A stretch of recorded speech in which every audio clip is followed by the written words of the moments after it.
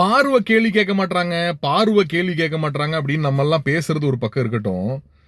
அந்த சைடு கனியக்காவையும் கேள்வி கேட்கணும் தானே, சபரியும் கேள்வி கேட்கணும் தானே. இந்த உப்பெல்லாம் யாரை கேட்டா நீங்க போட்டீங்க அப்படின்னு கேள்வி கேட்கணுமா வேணாமா? அதுக்கான சிச்சுவேஷன் இன்னைக்கு அமையுமா அமையாதா?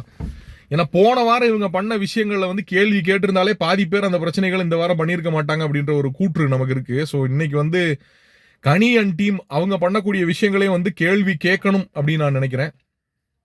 இதை யாரு கொண்டு வர போறாங்க அப்படின்றத நான் ஆவலா காத்துக்கிட்டு இருக்கேன்.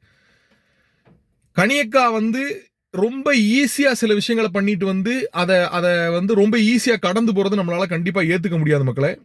இந்த சாப்பாடு விஷயம்ன்றது ஒரு தடவை இல்லை 2 தடவை அதில் உப்பள்ளி போடுறது அப்படிங்கிறது வந்து நம்மளால ஏற்றுக்கவே முடியாது. வடகம் அப்படின்ற ஒரு விஷயம் பண்றேன்னு சொல்லி அதில் ரவையை போட்டு கிண்டி அந்த வடகம் வராமல் போனது இது எல்லாமே உங்களுக்கு தெரியுமா தெரியாதான்னு தெரியல. அதெல்லாம் வந்து ரொம்ப ரொம்ப கண்டிக்கக்கூடிய விஷயம் நான் நினைக்கிறேன்.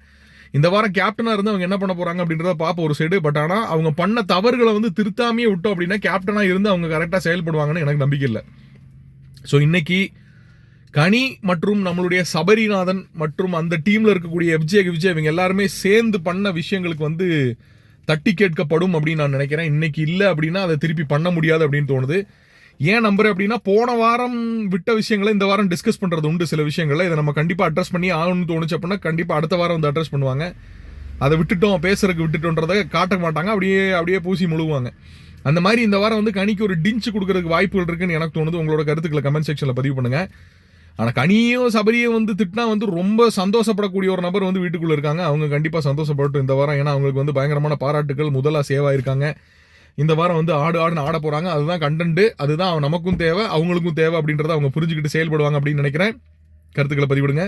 கனிக்கு இன்னைக்கு கொஞ்சம் லைட்டா ஒரு பாயசம், தீபாவளி தானே, போட்டுருவாங்கன்னு தோணுது. கருத்துக்களை பதிவிடுங்க. இன்னொரு வீடியோவில் சந்திக்கலாம்.